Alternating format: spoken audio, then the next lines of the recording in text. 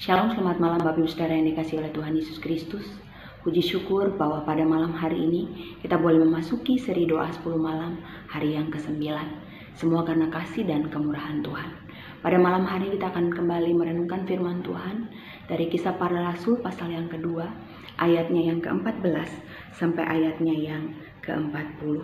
Namun saya hanya akan membacakan beberapa ayat dari ayat yang ke-22 sampai 24, kemudian 37 dan 38. Demikianlah firman Tuhan. Hai orang-orang Israel, dengarlah perkataan ini. Yang aku maksudkan ialah Yesus dari Nazaret, seorang yang telah ditentukan Allah dan yang dinyatakan kepadamu dengan kekuatan-kekuatan dan mujizat-mujizat dan tanda-tanda yang dilakukan oleh Allah dengan perantaraan Dia di tengah-tengah kamu, seperti yang kamu tahu. Dia yang diserahkan Allah menurut maksud dan rencananya telah kamu salibkan dan kamu bunuh oleh tangan bangsa-bangsa durhaka. Tetapi Allah membangkitkan Dia dengan melepaskan Dia dari sengsara maut, karena tidak mungkin Ia tetap berada dalam kuasa maut itu. Ketika mereka mendengar hal itu, hati mereka sangat terharu.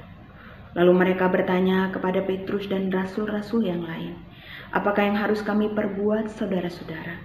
Jawab Petrus kepada mereka, "Bertobatlah dan hendaklah kamu masing-masing memberi dirimu dibaptis dalam nama Yesus Kristus untuk pengampunan dosamu, maka kamu akan menerima karunia Roh Kudus." Bapak Ibu Saudara yang dikasihi oleh Tuhan Yesus Kristus, sebelum Yesus naik ke surga, Ia telah berpesan kepada murid-murid agar mereka tidak meninggalkan Yerusalem, tetapi mereka tetap tinggal di Yerusalem menantikan penggenapan janji Bapa kepada mereka. Oleh karena itu, murid-murid taat kepada apa yang dikatakan oleh Yesus dan mereka tetap tinggal di Yerusalem. Dan firman Tuhan katakan bahwa 10 hari setelah Yesus naik ke surga, maka apa yang dikatakan oleh Yesus terjadi. Allah menggenapi janjinya dan Roh Kudus dicurahkan kepada para murid pada waktu itu. Oleh karena itu, bila kita perhatikan di dalam Kisah Para Rasul pasal yang kedua ayat 14 sampai 40 ini, maka kita melihat seorang Petrus yang sungguh berbeda. Petrus yang telah mengalami perjumpaan pribadi dengan Kristus yang telah bangkit. Petrus yang telah mengalami kuasa Roh Kudus itu menjadi Petrus yang sungguh berbeda.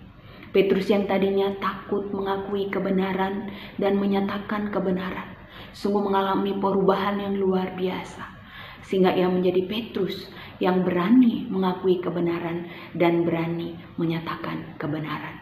Oleh karena itu, menjawab apa yang dikatakan oleh orang-orang di dalam Kisah Para Rasul pasal 2 ayat 13, bahwa apa yang terjadi pada hari Pentakosta sesungguhnya karena mereka mabuk anggur, maka Petrus dengan penuh keberanian mengatakan bahwa sesungguhnya orang-orang ini tidak mabuk seperti yang kamu sangka.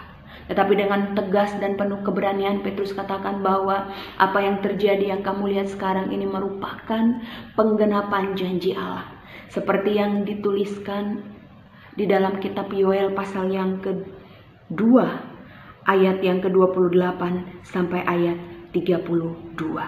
Jadi tidak benar apa yang difitnahkan oleh orang-orang kepada mereka, tetapi yang benar adalah bahwa itu merupakan penggenapan janji Allah. Bukan hanya menegaskan tentang penggenapan janji Allah, tetapi dikatakan juga bahwa Petrus dengan penuh keberanian dan dengan tegas ia menegur mereka bahwa mereka telah berdosa. Karena Yesus yang telah ditentukan Allah, Dia yang telah diserahkan Allah menurut maksud dan rencana Allah, telah kamu salibkan dan kamu bunuh.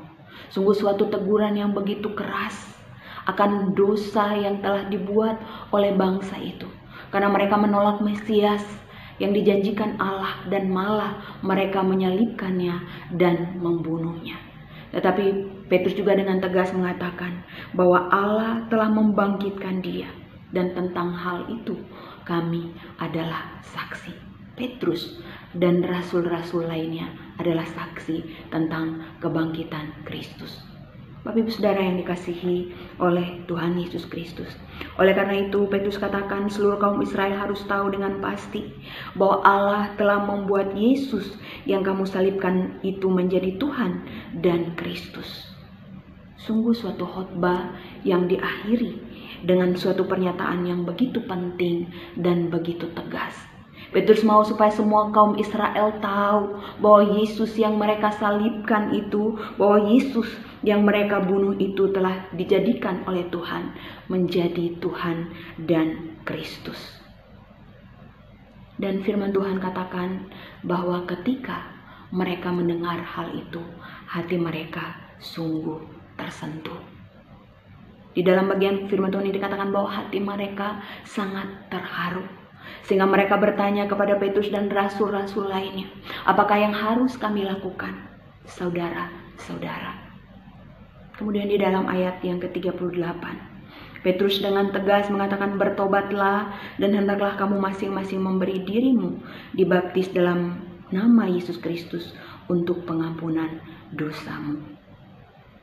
Petrus di dalam ayat ini dengan tegas mengatakan kepada mereka bahwa tidak hanya cukup mereka menyesali dosa mereka, tidak hanya cukup mereka merasa tersentuh karena Petrus dengan tegas menyadarkan mereka akan dosa mereka melalui khotbahnya oleh pekerjaan kuasa Roh Kudus, tetapi langkah selanjutnya yang harus dilakukan adalah mereka harus bertobat. Mereka harus berbalik dari kehidupan mereka yang jahat dan mereka harus hidup di dalam kebenaran. Sehingga mereka boleh menyerahkan diri mereka untuk percaya kepada Yesus. Dan ayat 41 firman Tuhan katakan bahwa mereka yang menerima perkataan Petrus dan memberi diri mereka untuk dibaptis kira-kira ada 3.000 jiwa. Sungguh suatu jumlah yang begitu banyak. Dan semua terjadi hanya oleh karena pekerjaan kuasa Roh Kudus. Oleh karena itu Bapak Ibu Saudara yang dikasihi oleh Tuhan, dari firman Tuhan ini kita belajar bahwa Allah itu setia, Ia menggenapi janjinya pada waktunya. Oleh karena itu mari kita belajar untuk tetap setia, untuk tetap percaya pada setiap janji-janji Tuhan di dalam kehidupan kita. Dari firman Tuhan ini kita juga belajar bahwa hanya kuasa Roh Kudus yang memampukan orang percaya untuk berani mengakui kebenaran, menyatakan kebenaran, dan hidup di dalam kebenaran. Dan dari firman Tuhan ini kita juga belajar bahwa bila ada orang yang bertobat, itu adalah pekerjaan Roh Kudus, bukan karena hebatnya seorang pengkhotbah menyampaikan firman Tuhan. Dan dari bagian firman Tuhan ini kita juga belajar bahwa sedalam apapun kita telah jatuh di dalam dosa, bila kita bertobat, maka Tuhan akan mengampuni segala dosa kita. Sebagaimana yang dikatakan dalam 1 Yohanes 1 ayat 9. Jika kita mengaku dosa kita, maka Ia adalah setia dan adil. Ia akan mengampuni kita, menyucikan kita, dan menguduskan kita di dalam kebenaran. Oleh karena itu, Bapak Ibu Saudara, kita juga boleh belajar dari kehidupan Petrus, bahwa orang yang telah mengalami perjumpaan pribadi dengan Tuhan, orang yang telah mengalami Kristus di dalam kehidupannya, akan berani menyatakan kebenaran, akan setia memberitakan kasih Tuhan, dan juga hidup di dalam kasih Tuhan, hidup di dalam kebenaran firman Tuhan.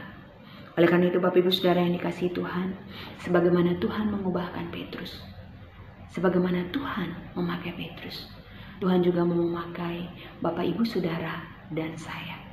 Untuk kita boleh menjadi orang-orang percaya yang berani menyatakan kebenaran, berani memberitakan kasih Tuhan di dalam kehidupan kita. Ingatlah bahwa ketika kita percaya kepada Kristus, Roh Kudus juga telah dicurahkan di dalam hati setiap kita orang percaya. Oleh sebab itu Tuhan rindu agar kita yang telah percaya kepadanya, agar kita yang telah menerima kasih-Nya itu boleh menjadi saksinya yang setia di dalam kehidupan kita.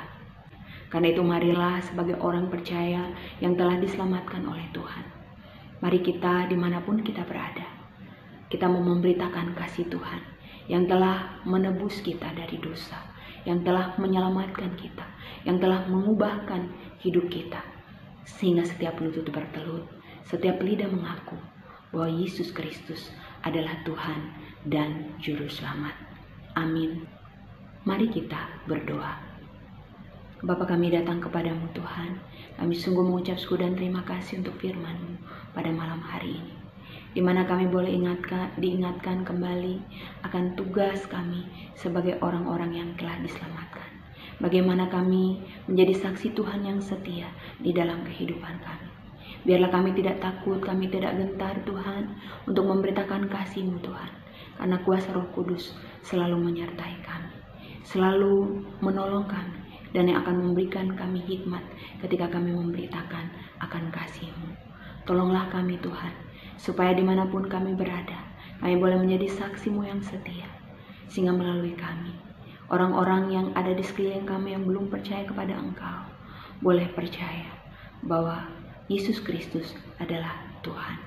Kerinduan kami Tuhan, biarlah melalui kehidupan kami, setiap lutut bertelut, setiap lidah mengaku bahwa Yesus Kristus adalah Tuhan dan Juru Selamat. Dalam nama Tuhan Yesus, Tuhan dan Juru Selamat kami berdoa dan kami mengucap syukur. Amin.